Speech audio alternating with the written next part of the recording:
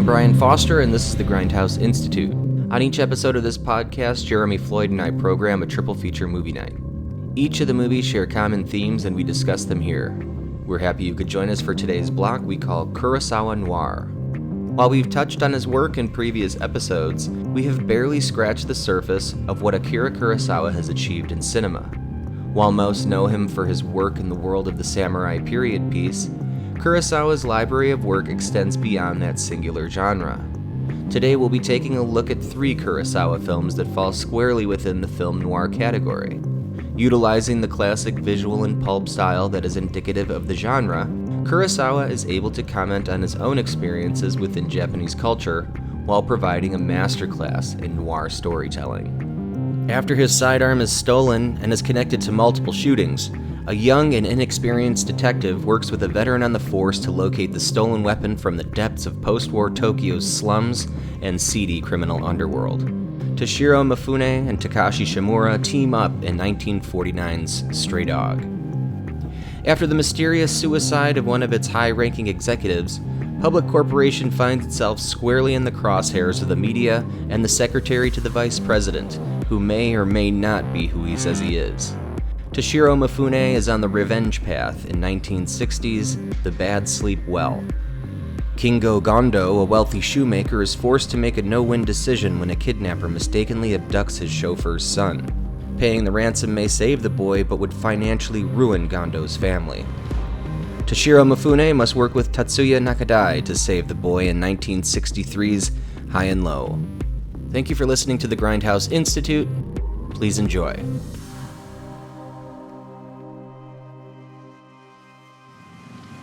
あなたも見たでしょ今の白井さんの顔3はないでしょうあんたはあいつが苦しんでるのが嬉しくないんですか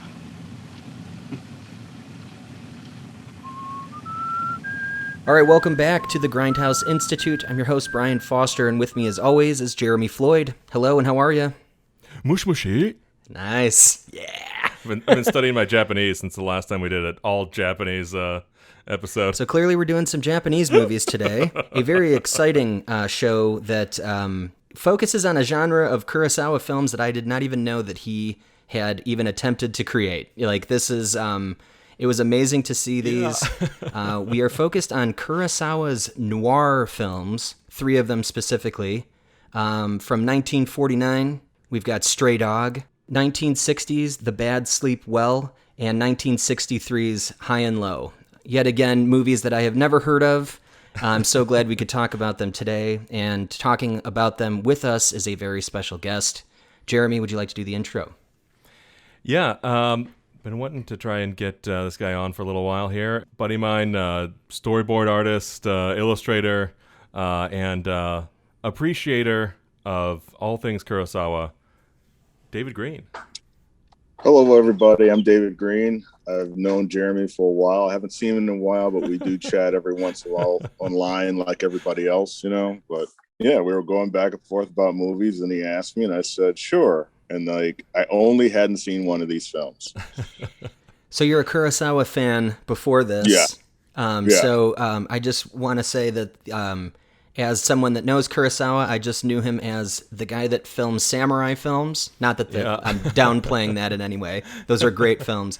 But this shined a whole new light on this artist's techniques and what he can accomplish from different genres. I was absolutely blown away by these 3 films. This was an excellent block. Kurosawa is interesting from my experience because I had seen Magnificent Seven first, and I'd seen The Fistful of Dollars first, and I in a way didn't want to watch, you know, Yojimbo or Seven Samurai because I thought it would diminish what I loved about those pictures.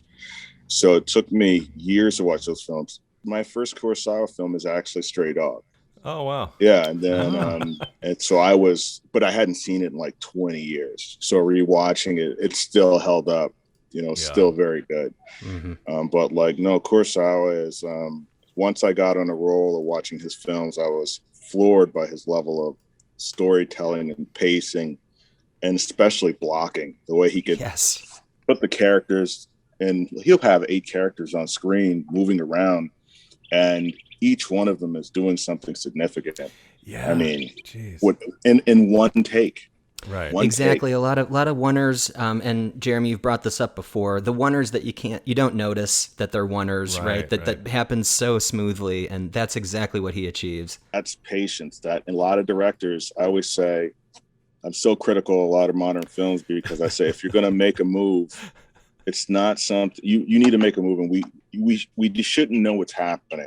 You know, if you're going to do a flash, because you can do a flashback, you can do flashbacks within flashback, but I don't think we should know what's happening. It should just happen naturally, and then you go, oh, wait a minute, that's a flashback and a flashback. Who does that? You know, but you see it now in movies, and it's jarring. You know, I mean, High and Low at times felt like a stage play. They had so many people on screen, well positioned in these geometric patterns, and everyone was in focus. Right, like the first maybe half an hour was kind of like that. Yeah, exactly. They were in that house primarily the living room for about an hour. Yeah, in the house, moving all the characters in and out. I mean, that was really incredible because I remember watching that one, and like I'd seen that one a little later, and then because one of my buddies, it was funny, he had told me they had made a movie about a kid getting kidnapped in the 90s, and like one of my buddies who's a huge Kurosawa guy, he was one of the guys that got me into Kurosawa. He went ballistic when he saw the trailer for this other film. And he told me, no, you got to watch this High and Low, what it's really about. And he was so passionate about it. I watched it. And I was like, wow, because he keeps upping the ante. He's this calculating businessman. And like, he's going to double cross these guys. It looks like his kid is getting kidnapped. And you're like, oh man, his kid is kidnapped. Of course he's going to get the money. Then it's the driver. Right. So then there's the moral dilemma. And it's not easy. It's not an easy decision. And that was my friend's argument about this other movie. He's like, of course it's his kid. Of course it's going to be an easy dilemma. Right. If you're talking about like maybe like Ransom or something like that, it's very similar to High and Low. Yeah. But you're right. It's his own kid. So it's like it doesn't have that same level of like a measure of his character the way that it does in High and Low. Mm-hmm. Exactly. How do you resolve this? Because it's kind of a die or die situation for him. The kid is going to potentially get killed from this kidnapper, and if he pays the money, he himself financially is dead in the hole. Ruined. Yeah, ruined. Yeah, I mean he mortgaged everything he had to do this buyout of the company. And all that was on one check. All of the mortgage. They kept saying, see, he mortgaged everything. He was like in this little... No, it's brilliant the way Kurosawa would ask those questions, you know, and he asks deeper questions, ambiguous, nuanced, and subtle, you know, because a lot of times it's just all in black and white, and Kurosawa didn't do that. You know, I remember, we could go all day on this because I don't want to even get into the samurai stuff because that's a whole other podcast. But like totally. all the moral dilemmas in the samurai stuff, you know, is like, and just to call it samurai stuff, like underrates it. You know, for sure. But the way he positions his camera, the way he blocks, I mean. The only thing I'll say is, I want to just say, because he does this a lot, and Ron, there's a character that they keep expressing over and over again. They keep saying, Lady Sue is beautiful. They keep saying how beautiful she is. Everyone says, whenever they discuss a character, they say she's beautiful. They never have a close-up of her. Yeah, that's right. Ball. That's ball. Kurosawa is just like, yeah, that's how I'm going to do it. Because what's going to live up to those expectations that have been set up, you know? Right? I don't think he relies too much on the close-up at all in these films, especially these three. I mean, these are all wide shots of this action. Yeah, exactly. Nobody wants to do that. Right. However, it moves a lot. So like when they learn about the kidnapping in High and Low, it starts off, him sort of like walking toward camera to answer the phone, and then it's like, what? And they kind of push in on his ear. His wife jumps up and listens to it on the other side.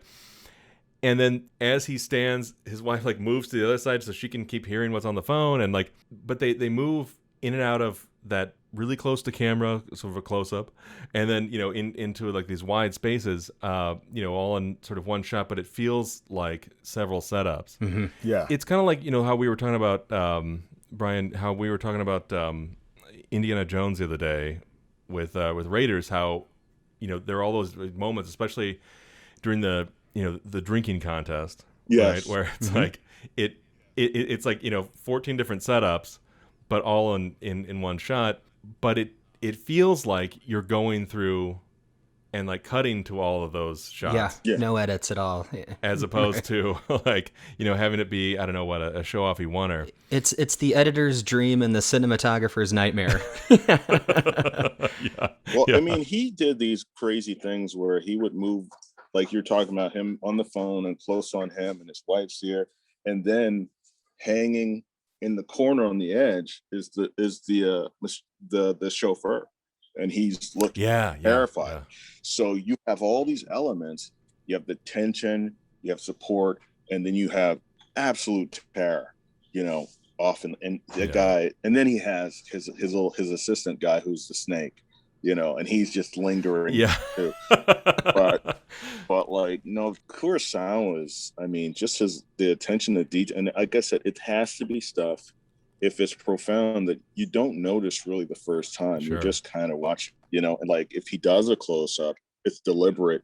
Yeah. It's for a reason. How do I get you? If I'm cutting here now, it's because I need you to look at this, and Kurosawa was, and Kubrick's another guy who was like that too, but it was very, very deliberate. It's no fat. He wasn't wasting time. Think about it. He never really ever did handheld, but he did handheld on the train.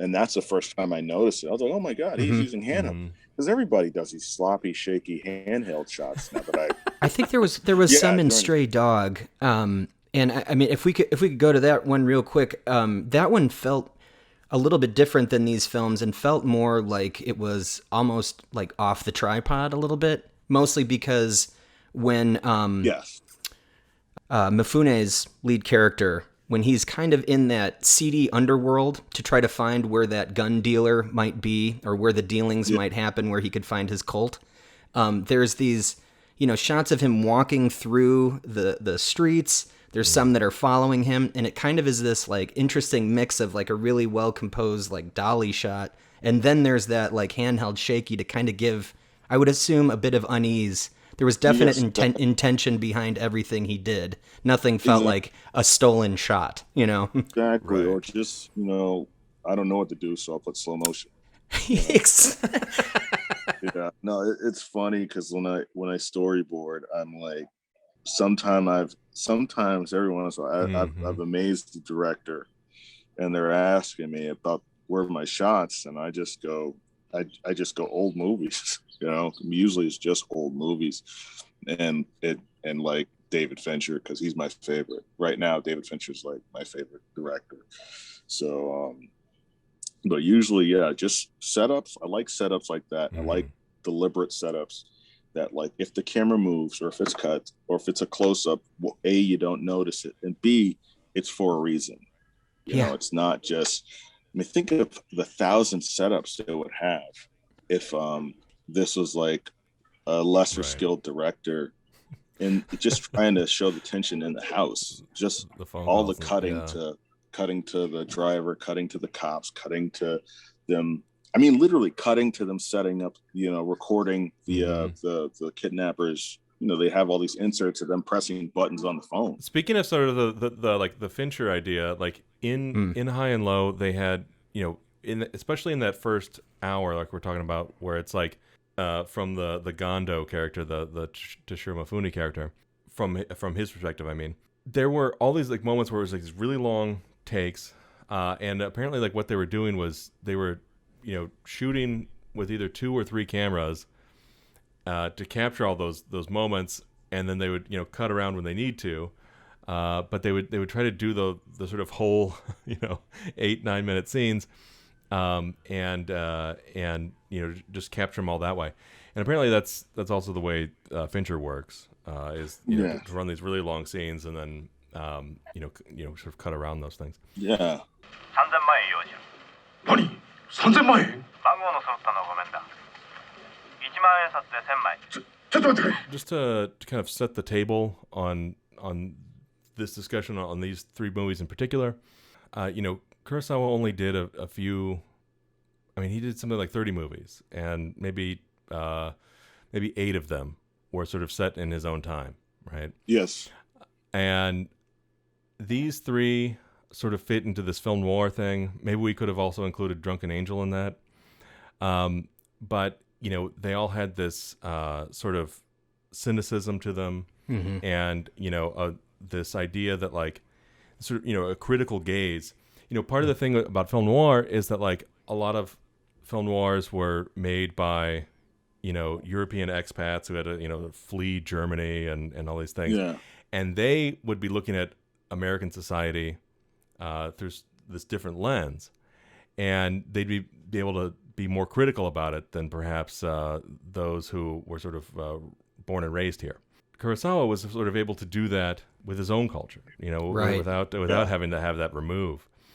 And in these 3 in particular, I feel like, High and Low, it's probably one of my favorite Kurosawa movies. It's tough because, he's made so many good ones.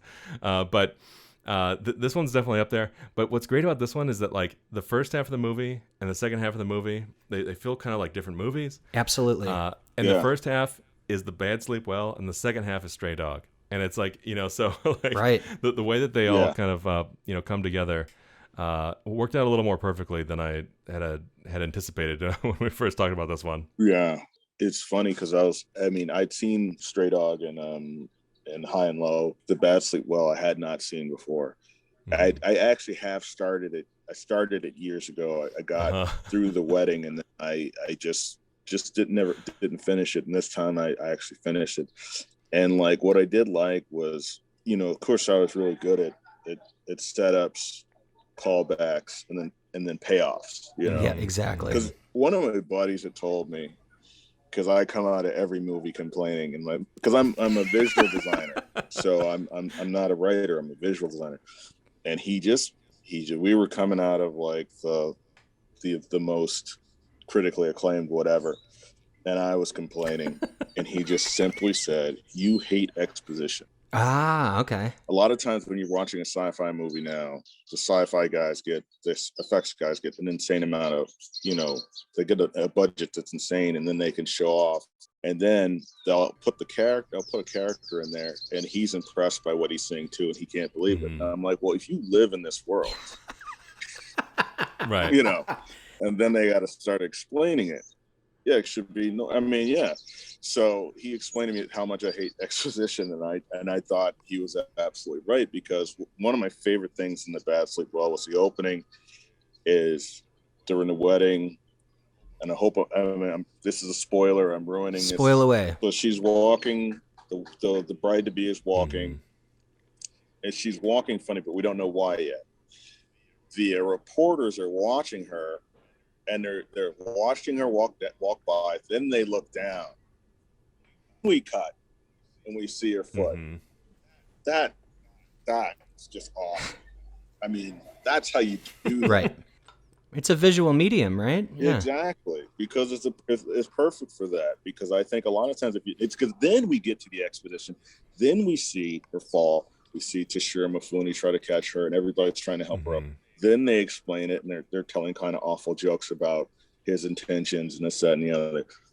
That's how you do that, And a lot of, because like I always say, the greatest exposition ever is Big Trouble in Little China, when Jack Burton is on the way to do things at the beginning of the film. It basically starts, he's gambling, and then Wang owes him money, and then they're going to go to his house. Then they go to the airport, and that during the ride, they're explaining it. You don't even notice it. Then his girl gets kidnapped. Then they got to go after this gang, and then he's explaining. Right. Then you're already in it. Yeah, exactly. They're in it, and they're explaining it. You don't notice. I always say the check's in the mail. Yeah, all of that. I mean, I just think that is John Carpenter's also. I mean, he's a master. Yeah, absolute master. And like, I could watch his films. I mean, I love him.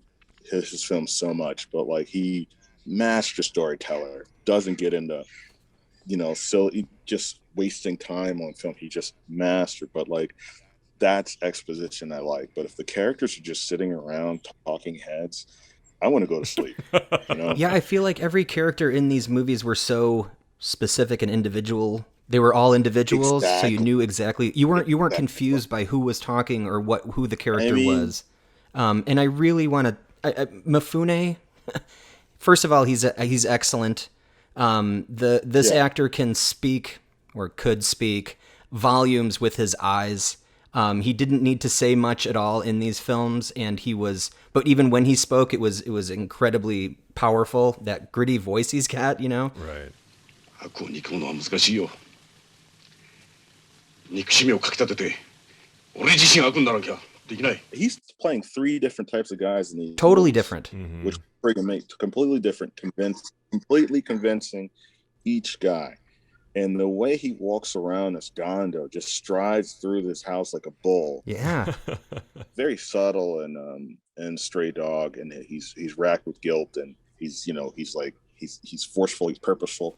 He's got to find this gun. In the bad sleep, well, he's very meticulous and calculating. You know, doesn't say much. And what's interesting about Mifune is he could have played like the head cop in High and Low. He could have played the head inspector, but you know, because I was watching, going, you know, he could have played any one of these parts. You know, but like Gondo's like, you know, Kingo Gondo. How do you not play that? But it's just, but he's so good. I mean, and another actor I love a lot that was in all the Kurosawa movies with Takashi Shimura. Yeah, I was just gonna say, like in High and Low, you could have imagined Takashi Shimura playing the Gondo role, right? And then having Mifune play the detective. He had a much more in the background role in High and Low than he did, especially in Stray Dog. I mean, Stray Dog, he was the Morgan Freeman to to Brad Pitt. Yeah, but really, like, his only real like lines in High and Low were, okay, let's summarize exactly what all the investigations have brought together, and that's kind of what he did in that movie. Well, he has a really great scene in The Bad Sleep Well when he finds that photograph. When he sees it, when she's explaining it to him, and the anticipation. Oh, I love that cut that they did too, and they showed like him in the background, and he's really excellent. He was really great actor. I mean, Kurosawa he had his stock company I don't think not too many people had a stock company like that. You know, there were a lot of great stock companies. Directors were loyal to certain people that worked for him, but Kurosawa, I mean, it was always a special moment in the movie where you saw Takashi Shimura, like, there he is, you know. And then his roles got, you know, small, because he has like barely a little role in Hidden Fortress. And then like he's actually, I think the last Kurosawa movie he's in is actually Kagemusha. He was in most of Kurosawa's movies. He was in something like more than any other actor. Yeah. He was in his first movie, and then Kurosawa's first movie out of sort of his forced retirement, the Kagemusha, like you were saying, which ended up being Takashi Shimura's almost last movie. Was Stray Dog, was this Mifune's first Kurosawa film? No, that was Drunken Angel. Which was a film or two before this. Ah, got it. But he is just he's just a young actor. It seems like he's just kind of coming into his own as this like on-screen presence, and he owns it, you know, from the get-go. And it's interesting because his character is a little bit anxious and a little bit timid in many ways. Can't really get out of like, I think, the emotional side of being a cop, and he's a little bit too attached to that, or too and but also like this is one of those things that like that Kurosawa also does well, is just like find a way to dramatize the themes that he's exploring, and the Mifune character is doing exactly that, right? It's like the amount of guilt he feels about this person going on a crime spree with his gun and his bullets is you know, it's torturing him the whole time. It's and it's not just about like, oh, it's the rookie learning the ropes, right? It's like his like experience, his starting experience doing this thing is having to, you know, deal with that level of guilt and you know, expressing exactly what is wrong with his whole profession, his whole thing. Yeah, it's all sort of built into what he's going through in this movie, and I think it sort of like summed up a little bit in the way the movie ends in particular. Like, like so the whole time it's haunting him. The gun ends up shooting his partner. It's used on these different crimes. He gets shot with the gun. Because the whole conceit of the movie is that he loses a gun, and in a country where you can't buy a gun at a school. They came out in 1949, folks. And everything that the gun does in the movie, it only makes him feel more guilty for having lost it in the first place. But what's crazy is that Takashi Shimura gives him that little bedside speech at the end there about how there's hey, don't feel too bad that we had to put this bad guy away. There's always going to be another bad guy. You're gonna, as you get more seasoned as a cop, you're gonna feel less bad about the things that you do, right? But him going through this in this movie, I don't know. I don't know if he's gonna end up feeling easier about it or better about it the way that Takashi Shimura did. Mifune, when he finally caught up with the guy who had the gun, could have given him the Dirty Harry treatment, and just beat the shit out of him or whatever. But that's not the way he handled it. And perhaps the speech by Takashi Shimura at the end was trying to convince him that that's how he needs to act. But that it was antithetical to his nature. To his character, you mean? Mm-hmm. Yeah, I agree. I think the way that I took the ending of that was that he was not fit for that position, and he would have been too emotional moving forward even after that case. It's I don't think he was going to be the type of cop that Shimura ended up being. But how great was it that this movie explored this idea that just having a gun in this world incites violence. In theory, him having that gun was supposed to be for defense or for enforcing the law and whatever else. But just having it, and then it gets out there, it becomes the propellant for the entire movie. It becomes the thing that causes all of the sort of harm and misery in the movie, or at least that were shown. But just its mere presence sort of incites violence and creates violence. And I thought it was interesting that they chose a small cult to be that very important, very violent thing. No matter, it was just one of those little snub nose. I don't think it's a snub nose, but those cults were little prostitute guns. What we were talking about in other movies. And it's this little gun. It got taken from him, and then it caused all this havoc, and especially for him. There were a bunch of things in Stray Dog that I had totally forgotten about, and just how sort of film noir it was, with the language and everything else. That they referred to that sort of the dancer, the flapper dancer, as the pistol dealer's mole. It's this old term for a young woman. Yeah.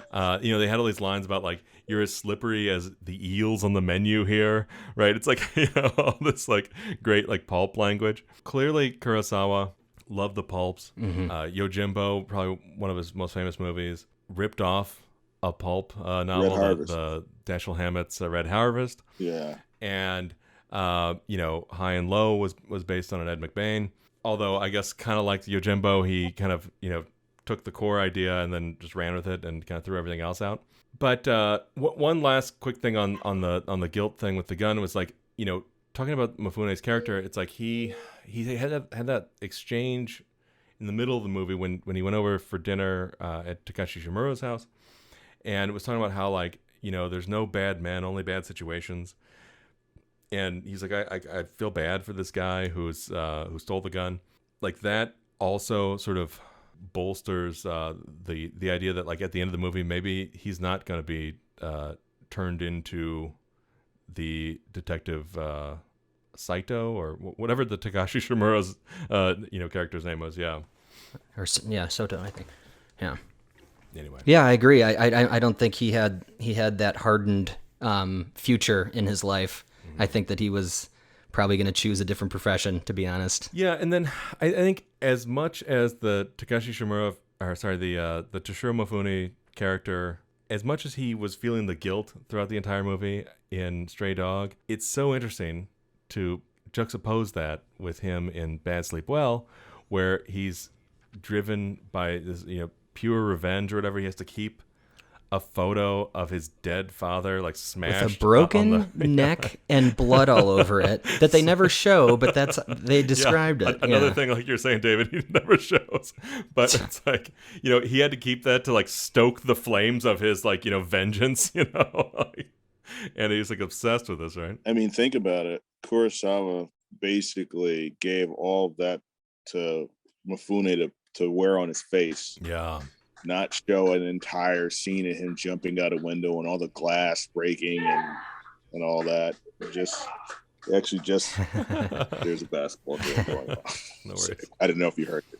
It's funny what you show and what you tell, and sometimes you don't need to show everything. You don't need to tell everything, And Kurosawa was very good at knowing, where to give and where to go. Yeah. He knew pacing. I mean, and like a lot of the guys that came out of the 70s, like personally, Coppola really, really, I mean, his pacing, that first Godfather, his pacing in that movie is so, I mean, both Godfathers' pacing is like phenomenal. That class of the 70s that gave us all those movies, those guys really, when they were talking Kurosawa, they weren't full of it. They absolutely studied, what he was doing. I mean, I know Lucas gets a rap because of those the prequel movies, but Lucas's first 3 films he directed, I would challenge any director. There's a lot of directors out there. I'd say I don't know any directors that have 3 movies consecutive like that good. The THX, American Graffiti, and Star Wars. I think those are 3 really. They're great. They're great. Those are great movies. And think about Ridley Scott's first 3 movies: The Duelist, Alien, and Blade Runner. I mean, you can't get much better than that, But like, when you go with Kurosawa, and I want to watch Drunken Angel now because I've never seen that one. So, and I actually I actually subscribed to the Criterion channel, and I love it. That was why I was slower. I was actually slower watching these because I was watching other stuff. Yeah. I saw they had all these Sam Fuller war movies on there, and I was like, oh God, I got to watch this, So they've got a lot of great stuff now too. It's like they got that whole Western noir, playlist. It's got all kinds of great stuff. I wanted to back up because you said that it was hard for you to get through past the wedding originally when watching The Bad Sleep Well. In my opinion, I don't mean to disagree fully, but I do. Only because once they brought out that cake that looked like the building right. with the flower, like talking about visuals, right? Visual storytelling. That right there intrigued me. And like you were talking about payoffs and setups and things that Kurosawa is great at, that came through, loud and clear by the end of the movie, what that was. And kind of a twist too. It was great. Yeah. What's funny is the first time I ever tried to watch Bad Sleep Well, I didn't even get to the wedding cake. Yeah. and that's really embarrassing. Got it. I didn't even get to the wedding cake. And like, even now, because I actually started it before I wanted to go in order. I started it before High and Low. High and Low, and then I said no. I said I watched High and Low, and then I was like, wow, this is great. Then I came back to it. I got to the cake, and I was like, okay, this is really interesting because it was more about what I loved about it was the reaction of the different characters when they saw the cake. Right. The guilt. Then the old man, he didn't. Yeah, the old man didn't react at all. Right. And like what I really got from the Bad Sleep Well, what I really liked about it when I finally got going, and what I really really liked about it was it's everything that we want to see in movies, really, because you want to see, I mean, in real life, you see ridiculous things happen with powerful people who are very bad, and nothing happens to them. Right. And the Bad Sleep Well is at least you see what all this stuff this guy does, but at the end, he's still very evil, but at least bummer ending. Yeah, at least his children are like, no, we're doing it. But in real life, that wouldn't happen, because in real life, they'd be like, no, our dad is still great. Yeah. Yeah, they kind of disowned him by the end, right? I mean, so Yeah, exactly. the crux of this one is that Mifune's character isn't who he says he is. This person, Yeah. Nishi, right? Yeah. Nishi is another person that he assumed the identity of. Took this role as the secretary to the vice president, Iwabuchi, of this corporation, public corporation, right? Public corporation, and the other one was National Shoes. Yeah, yeah. It's funny because both of them sound like they'd be public companies, but yeah, exactly. Private fucking evil corporations. But man, God, how great of a pulp title is The Bad Sleep Well? Yes. I mean, not only is it it's a great theme, but just as a pulpy film noir title, it's so fucking awesome.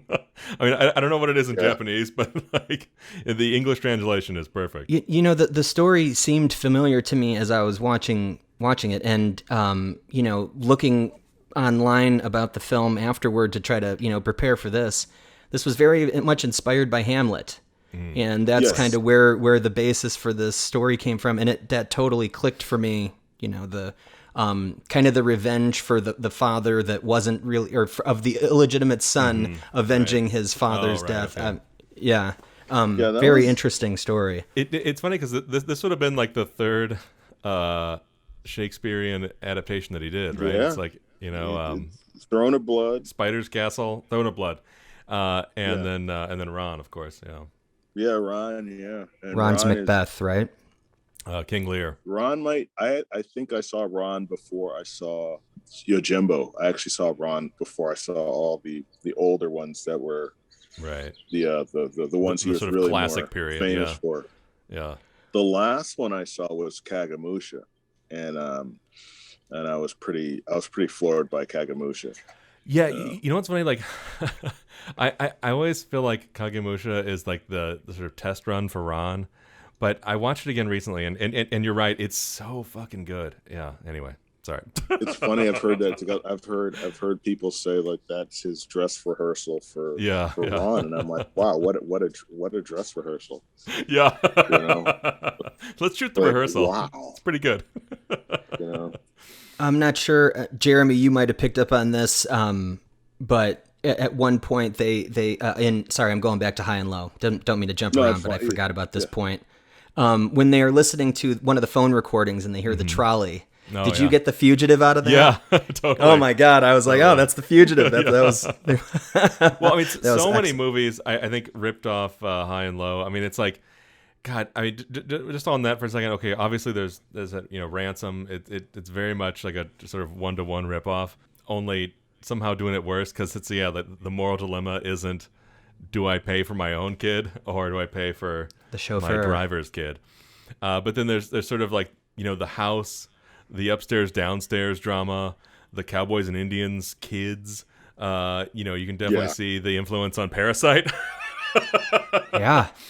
The very last shot was also Bong Joon-ho's mother. I don't know if you guys have seen that, but there are so many shots in that where you can totally see where he was influenced on that one.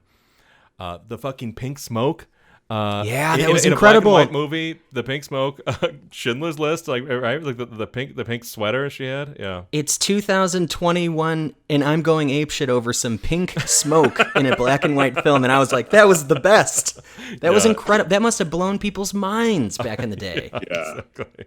I mean, it was so impactful because it was those packets, right? The packets that were used to when they burned the bag. He sewed it into those 2 3/4 inch bags. Talk about another payoff, right? Like it starts out with him; he's a shoemaker, right? And I'm like, so what does this have to do with anything? I even have a note here. It's shoes, and then I was like, and then it gets to the end or close to the end when he uses his old toolkit to use his craft to help the police in their investigation. I thought that was awesome. Right. Like it could have been a totally wasted thing. It wasn't. He impresses them. He literally rolls the sleeves up. And that's Gets to work. that's that Mifune thing is he literally gets in there, and it's so funny. What's funny about Mifune? My mom has been gone since 2006, and I remember I got when this was way back in the day. We had on Saturdays way back in the day, the independent film channel would show samurai movies.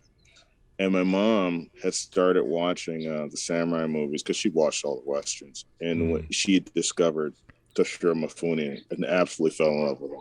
And like she just fell in love. Easy to do. And, Wonder why? Yeah, exactly. she started reading books on him. I was like, yeah, because because the thing is, I actually had a friend once. It's so funny because I think one of the reasons Jeremy asked me to do this because we had a discussion about the 3 Indiana Jones movies, and he said he completely disagreed with my favorite, but he totally got it. But that's for another discussion. But I had a friend. No. That's gonna have to happen right now. What's your favorite Indiana? Temple of Doom? Temple of Doom. Yeah, that's what I figured. I have so many friends that agree with you on that, and for the longest time, I did agree with you as well. I think it's awesome. It has more to do with the fact that it is literally the most pulpy, two-fisted one, and Indy is literally a grave robber. Fortune and glory the whole time. I even love the Busby Berkeley thing at the beginning. Oh yeah, and, that's probably one of the best parts of the movie. Anything goes. Yeah. And what's crazy was like my son. Well, he's only 3. He'll watch that whole movie. Yeah. Really? He loves that movie. Like, even the bugs and everything. He loves all that stuff. He sits That's and excellent. watches the whole. And then I remember people were arguing with me about the kid, Short Round, and I said, look, man, what's cool about the third picture is by the time he's with his contemporaries, which would be his dad is not impressed. He's like, you walk around looking like this? This is what you think archaeology is? And even the first, when we're talking to Belloc thinks he's ridiculous. Who would think Indy's cool? This little kid. Interesting. So why wouldn't he hang out with him? Yeah. Fortune and glory, kid. I want to go into 1941 real quick. I had friends telling me they hated that movie, and I just said, I cannot. The Spielberg movie? 1941 Spielberg movie. Okay. And my friend was like, why? He said, everyone's screaming. It's just loud. It's just shots of people's faces screaming. And I said, that movie literally has a scene with Toshiro Mifune, Christopher Lee, and Slim Pickens on screen together. Yeah. Really? Together.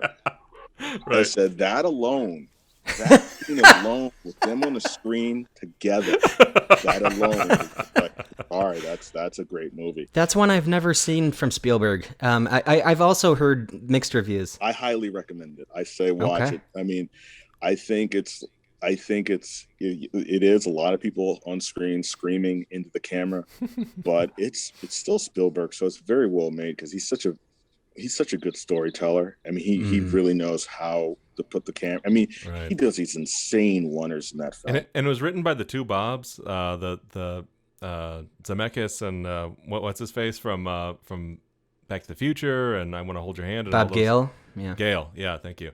And Used Cars. Like that whole period for those guys was like when they used to do comedies. Yeah. Yeah. And John Milius did some stuff on that. Oh, right. So that's a really good. I mean, because those guys, Bob Gale and Bob Zemeckis. I mean, that Back to the Future stuff. I mean, there is a movie that has incredible exposition. I mean, how do you explain this stuff? And the way they do exposition in that movie, those movies. It's not that you don't like exposition; you just don't like bad exposition. I hate bad exposition. It's just I hate because there's plenty of exposition. I mean, like even in the Bad Sleep Well, right? It's like you get the brother explaining how he fucked up his sister and feels really guilty about it over something in their childhood, all that stuff. Yeah. Well, and I think Mifune also goes through his whole background when you find out the twist that he's not who he says he is. Mm-hmm. That he's just a long speech that he might, right? There's no we don't see his father. We don't see any of that interaction either outside of the funeral picture. I just hate it when it's bad. And I like the Kurosawa does long takes. So it'll be a take with a bunch of characters on screen, and all the characters are doing stuff. He's not cutting to a character doing it. He's letting the characters be on screen and do stuff. It's like almost like a stage director, where it's like he's able to like. I agree. Get you to like look at a certain part of the screen or whatever. Yeah. Yeah, and I feel like people would take, the blocking worked out as, someone would give a line of dialogue and then everyone would make a shift. Right. And like people would move, or everyone and would then stand up, right? It's right, like, and then someone else would pop in. Specifically in The Bad Sleep Well, when it's Iwabuchi and Moriyama, when they come out of nowhere, they come out of like screen left or camera left, and they just kind of pop in there. But everyone's already in frame, but they're completely perfect. No one's blocking them in the frame or anything. It's just like laid out so masterfully. I just kept pausing this movie, man. Yeah, it's nuts. And also, like, speaking of like his I don't know, his theater company, Toshiro Mifune character, Toshiro Mifune's wife, and then his brother-in-law were sort of like ported over part and parcel into High and Low.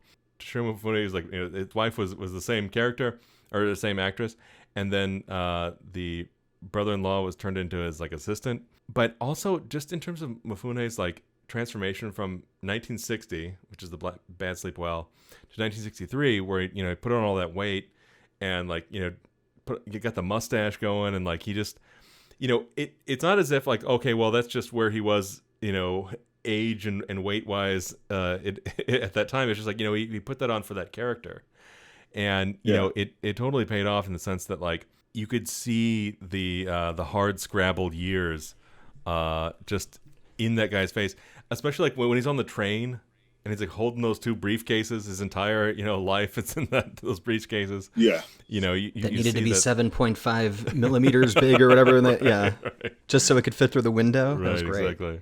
子供はどっち側にいると言いました。進行方向に向かって左側。するとこの窓でいいんですね、カバンを投げるの。そうです。移動車の洗面所の窓と言っていた。 But yeah, like what's great about like the Bad Sleep Well in particular is something that like they addressed a little bit in Stray Dog. They barely touched on in High and Low, which is sort of the effects of the war. The sort of third act of the movie is all in the sort of bombed out munitions factory or whatever it was, where Nishi and they worked whatever his buddy's name was. They used to work, where they were in the army. Like just rubble everywhere, all over the place. One smokestack left. I mean, in high and low, it's like they barely mention it. It's like some people had been in the war. There were a bunch of GIs in that bar where the guy was had the heroin, the little carnation to buy heroin. And apparently those are all actual GIs, stationed there, all like sort of paid extras from the naval base or whatever. That was a great scene too. I mean, the way that was put together. Lots going on in that scene. Yeah, just them moving through. Yeah, that was really, really awesome. I had forgotten about that because I've seen it so long ago. It's crazy. Like like High and Low just feels like 3 or 4 different movies. Somehow woven together, like not smashed together, but woven together. Like, you think about something like Full Metal Jacket. For as great as it is, it's 2 separate films, right? Yeah. And it's like with nothing interconnecting them. But this one, like, even though we see a clear divide between the first hour and the sort of second hour, where it's like the 2 detectives are searching around for that phone booth. We look down in the river. And we see this other guy walking the other way, and we start following the kidnapper, which is a really awesome scene. And apparently it took them like a month to shoot that because they couldn't get the amount of like garbage in the river that they wanted or whatever. But they couldn't like nail that. Despite the fact that there's sort of 2 separate halves of this movie, like they're woven together like so seamlessly that you kind of forget that where you started off was sort of this. Corporate, kitchen sink drama about, are we going to do this merger or are we not? Are we going to have this, kidnapping work out or not?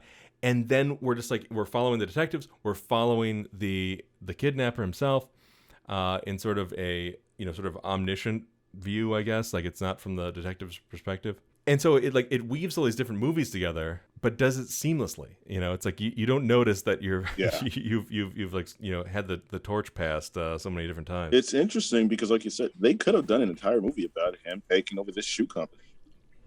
Yeah, exactly. Yeah, exactly. Kurosawa, so it would have been interesting. When you were talking about the different things you saw similar in other movies, I was watching Stray Dog in the end where they're in that field and it's muddy. I started thinking about Black Rain. Because remember the end of Black Rain, they wound up fighting in the same type, except it's more extreme, but like with motorcycles and that was the Michael Douglas, the Yakuza. Ridley Scott, Ridley Scott, and even though because it's totally 80s and so it's really really neat. It's a really neat picture that Ridley Scott had done in the 80s, but I was like, wow, I think Ridley Scott gave this a look before he What did you guys think of the ending? Since we're talking about high and low, the ending of that kind of a Psycho ending in a way. With the villain resolution, if you will, not really resolution, but we find out what the total motive was. Speaking of exposition, that was so apparently the way it was scripted, they had another scene between Gondo and the lead detective. They would catch up with one another. The Tatsuya Nakadai character. It was nice to see him play a good guy. Yeah, for once, right? They were gonna have another scene together. It was gonna be outside, and the idea was that like they were gonna kind of catch up on what's going on, and then they would look up at Gondo's old house. Yeah, and see it up there, and looking down on everybody, and like someone else is in there now. But the kidnapper gave such an amazing performance that he was like, you know what? I think we're good. We're gonna end it right there, and it was great. It is sort of like the perfect place to end it. He has basically no lines when you see him throughout the entire movie, and he just kind of explodes at the end in this performance. It's just. It's a great close to the film. I really like it because you see how far Gondo's come. Because in real life, why would he go? But in the movie, they give a reason that like, I'm at a smaller shoe company. But you see the transition in Gondo when he gets on the floor and he starts, sewing into those cases because he's like, well, my son is safe.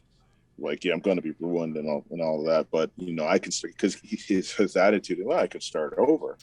Because shoemakers used to make bags too. I think he said. Yeah, exactly. That's a really great scene. Just watching Toshiro Mifune work is like he was an incredible performer, and like you said, great control over his face. Well, you called him a bull. At one point you said he felt like a bull, and I was watching some interviews about him before this, and one of the things specifically in Rashomon. When he's, the crazy... The thief or whatever. The thief. He was studying lions in order to get that, like, crazy-ass attitude that he's got in that, like, really boisterous, acting style. And so when you said bull, there's potential, right, that he's kind of taking on those manifestations. Yeah, because he would charge, because he was charging through the house, the way he was moving. Because there's the duel in Hidden Fortress, and it's really, he does this twice. There's the duel in Hidden Fortress when he wins, and then he smiles. The spear incredible fight. Yeah. Oh man! But when he smiles at the general and walks off, or at the beginning of the right before he's about to throw down and Yojimbo, when he shows up and like they tell him to stop and they pull the gun and he smiles and he pulls his arms out of his kimono and then he just slices and dices, but he smiles and you're like, and you just go, man, that was, I hate to go, I don't want to go down this road because it's a whole other thing. All I wanted was, I walked out of Jedi when I was 10, so I'd waited my whole life to see General Skywalker. All I wanted was to see General Skywalker in the Yojimbo moment, and they just said no, he's going to be on this planet and tell the audience he's waiting to die. And I just thought, who does that? You know, You I'm motherfucker. just like a lowly You robbed me. storyboard Yeah. guy. Like, I was, you know, it was crazy because I heard all these people say all that about the prequels. You destroyed my childhood. I never took that stance because my attitude was, I had already gotten my 3 movies when I was a kid, so all I cared about really was seeing Luke it's a Skywalker. choice to watch these new ones. I don't know. Yeah, when they finally gave us, you know, the sequels I thought I wanted, I was like, I don't want them. So, you know. Yeah. Well, without Kurosawa, I don't think we'd have ever had Darth Vader. I don't think we'd have ever had the Force or any of that, right? Because they have some of the films that inspired the Force Ghosts on there. So I forgot what they're called, but they're the Judo trilogy, I think. So I'm gonna watch those. But like, I'm glad, you know, I mean, because I was always on the fence with the Criterion channel. I was like, and then when Jeremy was like, well, you know, and I was like, you know what, I'm just gonna do it. And like, so far I'm loving it, so I'm just gonna watch all that stuff. This episode's been sponsored by the Criterion channel. Yeah, it's really good stuff, folks. Please make sure you sign up using the Grindhouse Institute as your link. Yeah, I wish we had one of those. No, it's definitely awesome. And you know, I think, Brian, we were talking about it right before we started recording. We're like, how well they, you know, do their presentations. I mean, their sort of compression and everything else. Like, you know, they're not just slapping up an MP4 up on or whatever it is on a streaming service. They really do seem to take their time. These movies in particular, High and Low specific, looked fantastic, just crisp. Yeah. I feel like you could tell that they restored High and Low. Something that I feel like someone needs to do with Stray Dog. Just give it a good, solid restoration. Yeah. A couple quick things I wanted to talk about. Like we didn't to touch on this, but like Dave, like when some of the first movie arguments and things that we're talking about were surrounding like Batman. And I think one of your your favorite things was to bring up how the best Batman was the cartoon, the animated series. I mean, oh yeah, that's without a doubt. But I think but man, how much did the every time Mifune was driving people around in the Bad Sleep Well, and they would all be talking to him, and he wouldn't respond? How much did that remind you of sort of like the Vicky Vale talking to Batman on the way? Yeah, he turns the light on her. Whatever. Yeah. You weigh more than 108. How much do you weigh? About 108, I think. One thing we didn't fucking talk about that we absolutely need to is how amazing the Heroin Zombie Alley.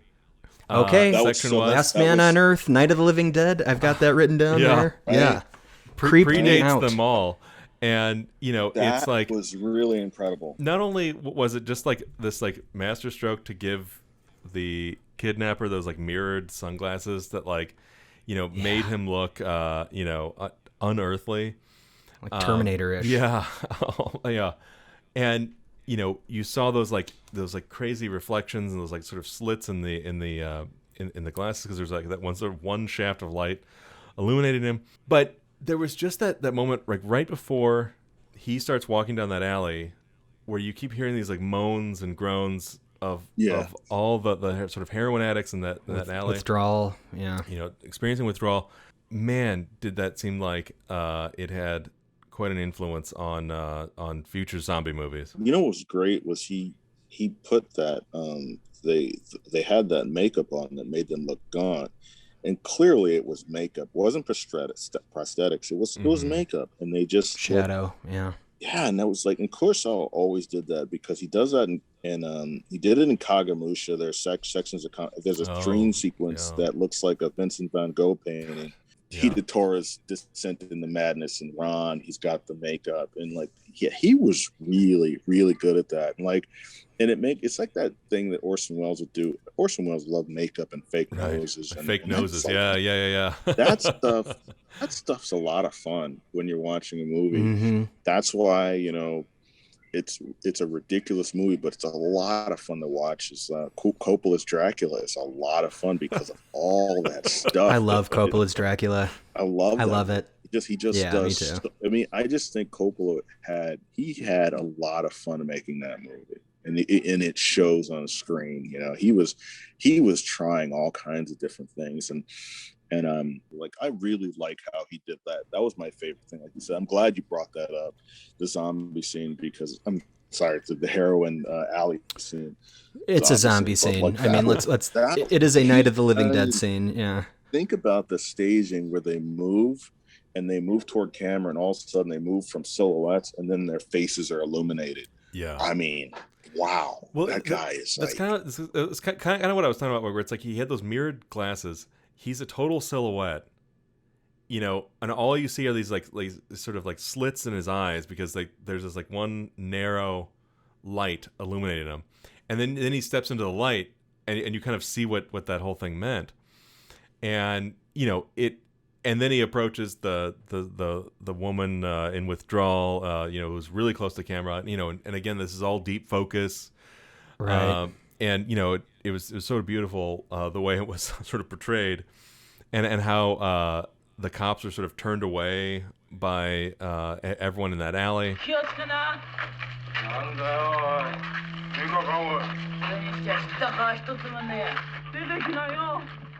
The main inspector, the Tatsuya Nakadai, you know, he's like, hey, we could just arrest this guy and you know get him. We've already identified him, but Only 15 years. let's right? just let's just see what he does real quick, and maybe we can get him on something that'll put him to death. And by doing that, he kills somebody. Yeah, he kills that woman. Oh, it makes her OD, right? You fucking idiots! Like, So I wanted to bring up in terms of the makeup and stuff. For being older films, these were pretty violent. You know, the makeup with the dope alley, the guy Shirai that was being haunted by the guy that committed suicide, Wada, that would just show up. He started turning pale and gray over time. And then at the end of The Bad Sleep Well, that car shot of the blood all over the car, like that was right. And not to mention the language that the people like. There's a lot of swearing in some of these movies. Like you wouldn't see that in a lot of movies around this time.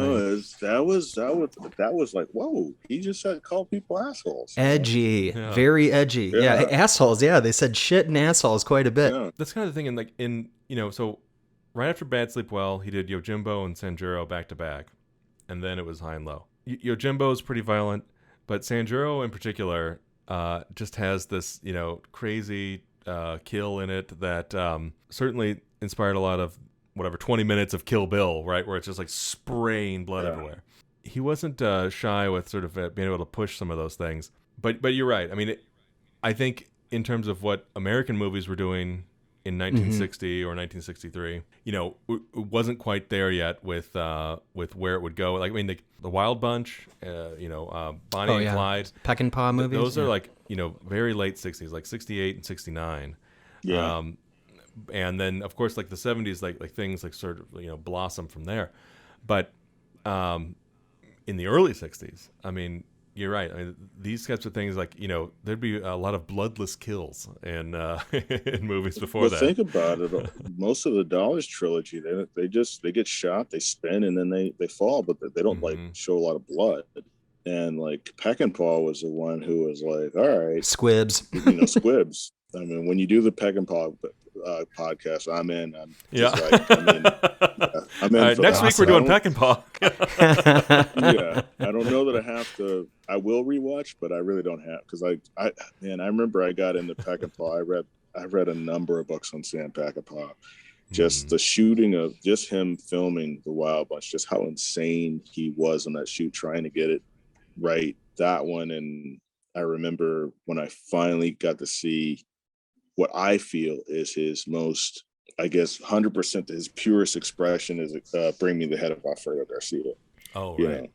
I mean, that's an experience. That film is a true experience. But like when you do the Peckinpah, and give me a call when I do that. Yeah. You got it. Yeah. If they move, kill them. I think you know, aside from the Peckinpah world, which we'll definitely have to dive into a little more. I mean, before, you know, Tarantino or John Woo got influenced by Peckinpah.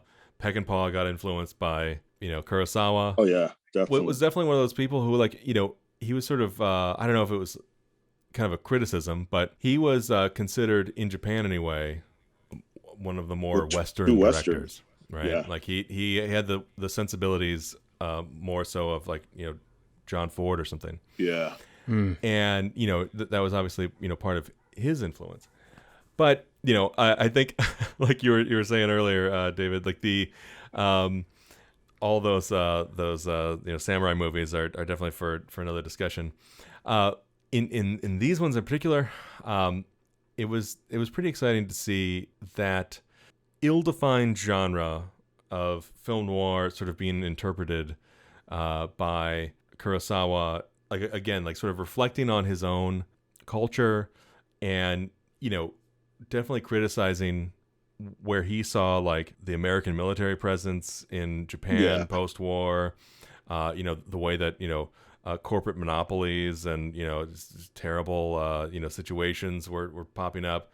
The motivation I was talking about earlier with, like, the police wanting to give the kidnapper a bigger sentence was also something Kurosawa was excited about. He wanted to have the punishment for kidnapping be more than 15 years.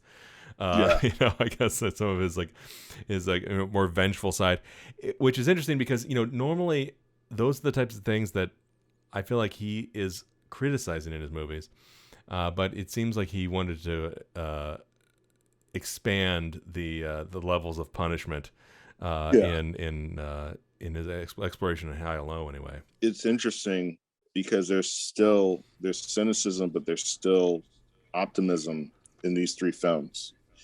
And by the time he gets to the end, there's no optimism anymore. It's just the Bad Sleep Well was a definite bummer. I texted Jeremy. I was like, this movie was my favorite until the ending. Yeah. Just because I loved his character, Yeah, and it was just, but Kurosawa had gotten there, and he was so brilliant. And I'm glad I once again subscribe to this app, and I'm going to be I really want to watch Drunken Angel now, and I've never seen Akira, so I want to see Akira. I've never watched that one. Yeah, you definitely should. It's less sort of cynical and despairing than these movies or Ron or some of the other Kurosawa movies where he's feeling some kind of way about things. Yeah. It's certainly depressing, but I think it has a little more optimism than at least Bad Sleep Well and High and Low did for these movies. So. おかげで西は殺されましたよ。よしこそれもやめろ。よしこはただ親父に騙されただけだ。騙されただけ？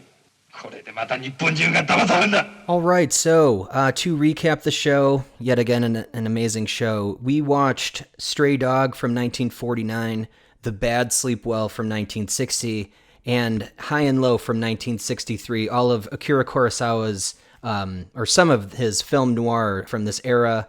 What an excellent block. David, thank you so much for joining us for this one. Your knowledge of Kurosawa was definitely welcome on the pod. We love that. Do you have anywhere that you'd like us or the listeners to follow you or to check you out online? All right, you can check out my my art Instagram. It's Grit Men's Adventure. And I have a bunch of cool artwork I do on there, and I'll send it to you guys too. And that's about it. Excellent. Yeah, we'll put a little link in the description too, so make it easy for everybody. Perfect. All right, next week we will be focusing on a block specifically around filmmaker Chloe Zhao. 3 films: Songs My Brothers Taught Me, The Rider, and Nomadland. Nomadland came out last year, is that correct? Yeah, or early this year. Earlier this year, it's yeah. Very I knew recent. It was very recent. Yeah. So that's great. This is probably the most recent movie we've had on the pod, so that's fantastic. I think the last time we had a movie this recent was The Hunt. So that was The Hunt. all the way back in episode 2. But yeah, that'll be a fun one. It's sort of just the opposite of what we were experiencing with Kurosawa looking at his own society. What'll be interesting, I think, is how Chloe Zhao sees our society as sort of this removed or sort of third party point of view on that. And we'll have Daniel Ross back to take us through all that. So it should be exciting. Sounds great. Thank you so much for listening. Please make sure to subscribe and follow us on all the podcasts and social platforms at the Grindhouse Institute. And if you really want to give us a boost, check us out on Apple Podcasts and leave us a rating and review. It helps us to get noticed. Thanks so much, everybody. We'll be back next week. Ciao.